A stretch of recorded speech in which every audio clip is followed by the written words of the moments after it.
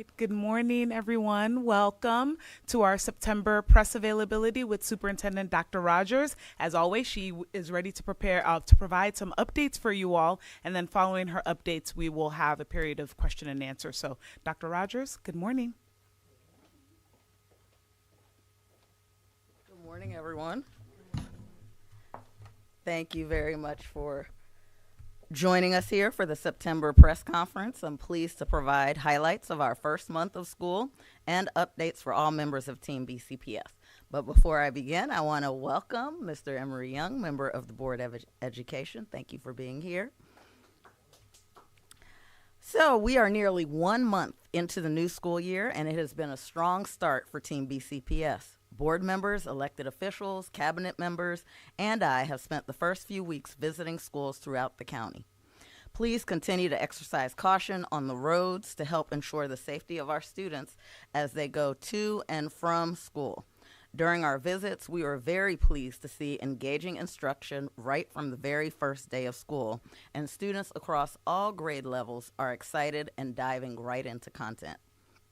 Cell phones, they have been off and away in alignment with our cell phone use plan, and it is so refreshing to see our students engage in conversations with one another, free from distracting devices.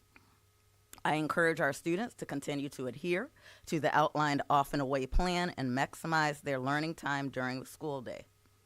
If the work that we've seen so far this month is any indication, this is going to be another great year of school filled with learning and achievement for Team BCPS. We have been to more than 25 schools and have observed all staff, school-based, central office, and support staff locked in and focused on advancing our progress in our key priority areas for our system.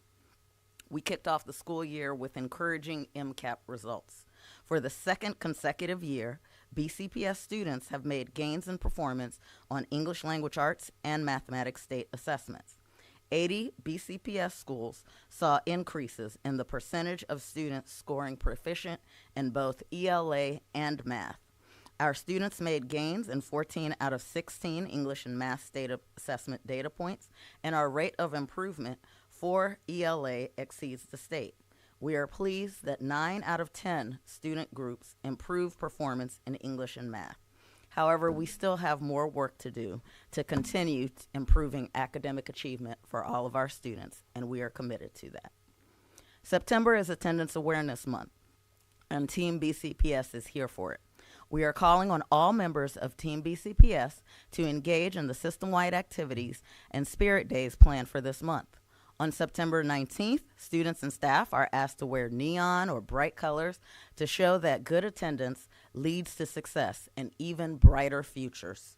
Details on the planned activities for the month can be found on our website.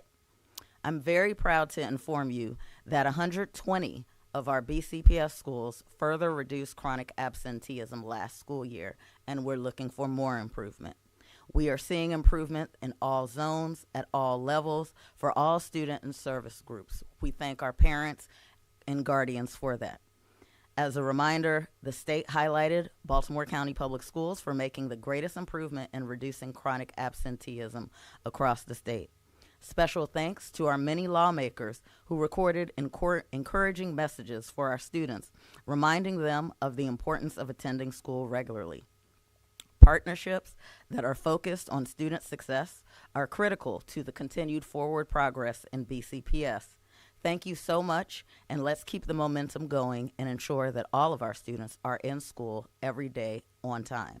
We are doing several things as a system to ensure that we continue to see improvements in attendance across schools. Parents and caregivers should have noticed the weekly attendance reports that they're receiving every Friday so they can more easily track their child's attendance throughout the year. We are also sending weekly grade reports on Fridays as well, and want to encourage families to make it a point to review their weekly children's grades frequently.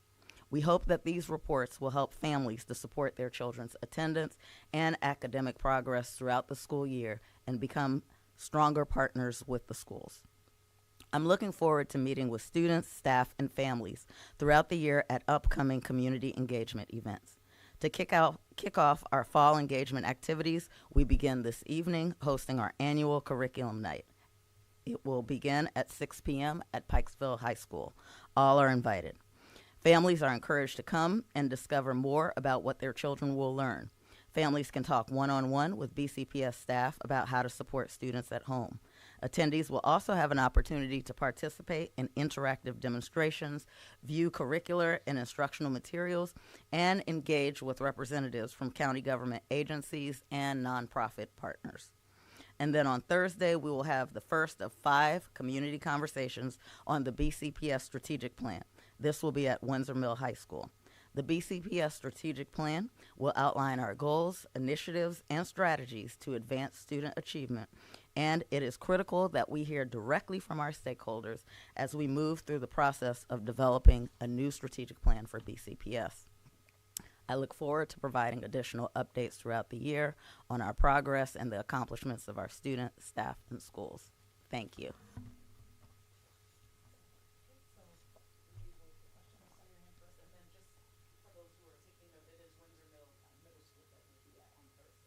Did I say high school? Oh, apologies.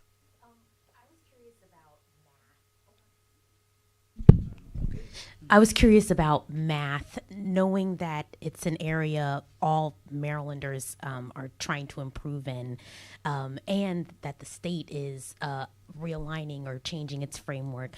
I'm curious what it looks like in BCPS. How are BCPS teachers preparing for improvements and alignment with the new state standards? Thank you for that question. So one of the things we talked about when we unveiled our data, particularly middle school math and Algebra 1 is an area of focus for us. As you said, this is an area of focus for the state. The state performance, I think, is about 26%, and we are in the low 20s. We have a math stakeholder, it's not a stakeholder, practitioner advisory group where we are studying the problems that we see in math. As you said, the standards are changing. That is coming on board for the entire state. But Dr. Wright has identified math performance and really the assessments as an area of growth. Baltimore County Public Schools is a representative on that task force with the state, and so we're doing work with colleagues around the state on how we measure the performance of students. In BCPS, we're fortunate in that a few years ago, but it was right before COVID, where we changed our curriculum, so it is evidence-based. We're looking at the alignment of the evidence-based curriculum to the state standards, but we're also back mapping and looking at what's happening in elementary school that's informing the performance that we're seeing in middle schools and in high schools. Mm-hmm. Good morning. Good morning, Dr. Rogers. Good morning. This morning we received an email from WMAR. Received an email from a family on behalf of families in Mays Chapel Elementary School regarding issues with bus transportation. I know we asked our questions to you at the beginning of the school year when you did your intro to school, to the upcoming school year, about working out the bugs and the kinks regarding the first couple of weeks. According to this family, children are being dropped off at home more than an hour late. They have had buses switched on them, and they're being notified by, I guess, an app on that day. And they are not sure what bus their children are taking. We're talking about elementary school children. This particular family, there's 8 and 6, and they would be dropped off at other areas. So what issues have there been throughout the first couple of weeks, and how are these issues being resolved? So what I would say to that family is the proper person or group to reach out to is transportation. Contact us, and they will be extremely responsive.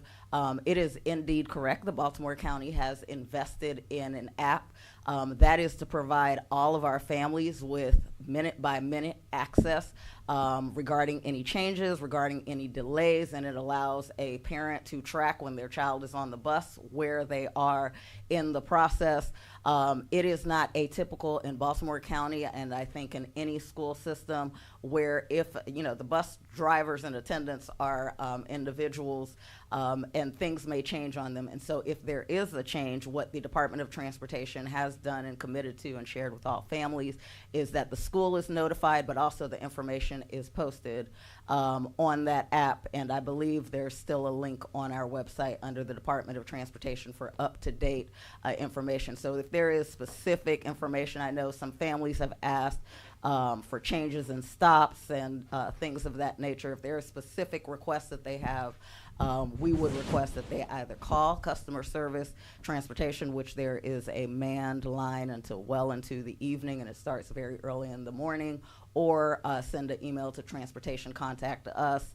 The team has gone out to do visits in the community to go and observe for themselves.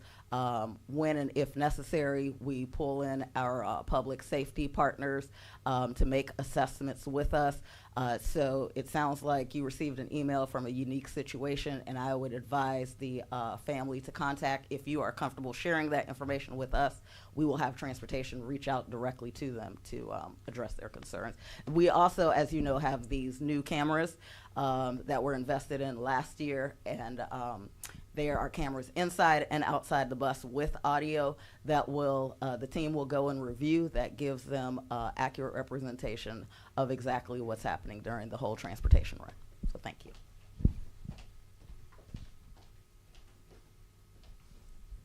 Thank you. I have two questions for you. One on the chronic absenteeism. What do you attribute that to, the drop? Is it one thing? Is it a combination of things? I guess how bad was the problem before than it is now? And also on the math question, you said you're in the low 20s. The state standard is, did you say 26? Just talk to me about that and what you're doing to, I know you said the work groups are meeting, or they will be meeting for that. Yes, thank you. So chronic absenteeism, I can't tell you what the high was, but 2 years ago we were at 35-ish% of students. I'm seeing some affirmation in the crowd. Thank you. We are in the 20s now of students who are missing more than 18 days of school. What is different about the last 2 years and now going into our third year is we took a focused approach that was not just individual efforts at the school. We have a centralized central office team that focuses on it. We provided a group of resources to all of our schools, and it is a mandatory expectation that we have attendance teams at every school, and that we're reaching out proactively about what our expectations are, but also following up individually with students.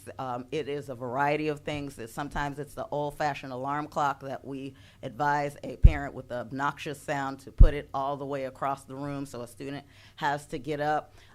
We have, made phone calls encouraging families to bring our students to school. Elementary school was where we were most concerned, particularly because students are very young, and those decisions were not made by young people, by children, 5 and 6 years old. And so we've had to partner with our parents to talk about the importance of being in school, partner with our external partners to reinforce that message. Having 90 community schools, that's moved to 110. Our community school facilitators are a part of that message, providing access and resources to families so that students don't have to be pulled away, and we're seeing great success with that. To your question about mathematics, I believe, so it's not the state standard. The state performance for this year, I believe it was 26.4% in Baltimore County, maybe it was 20.5%.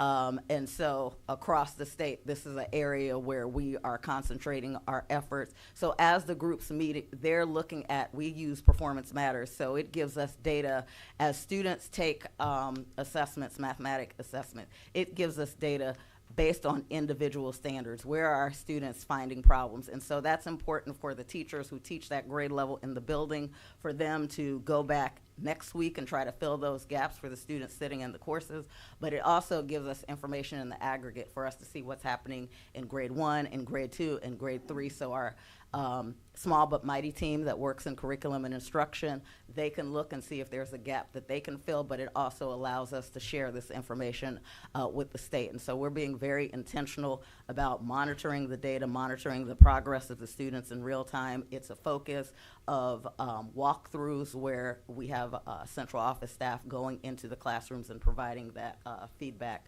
in real time for our teachers.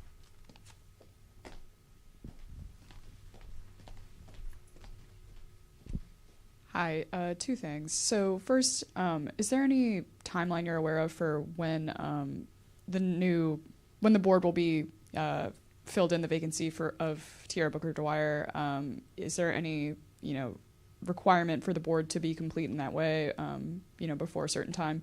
And then the second thing is just a little bit of clarification on cursive. So it never really went away, but some schools just chose not to teach it, or how did it necessarily go away so that it can be brought back now? If that makes sense. So in terms of your question for the board, I would refer that question to the board leadership for follow-up. Specific around cursive, in 2010, I believe, is the year where it was taken out of the Common Core standards in the state of Maryland, and so that's when it went away. Which gives us the opportunity to bring it back. We have heard from our stakeholders over the last 3 years. That was one area that we spoke about, but also in our work that we've done, as you know, extensive work around literacy and looking at what the research says the connection is between cursive handwriting and students writing as well as their cognitive skills. Bringing it back as a pilot gives us an opportunity to see what that means and what implications there might be for the entire system. This year that just passed, we also saw about half of the states brought back cursive writing in terms of what they were requiring their states to do. So Maryland has not made that requirement. Having a large system, it is a best practice to solicit volunteers for a pilot, learn from our practitioners, and then make decisions about full-scale implementation.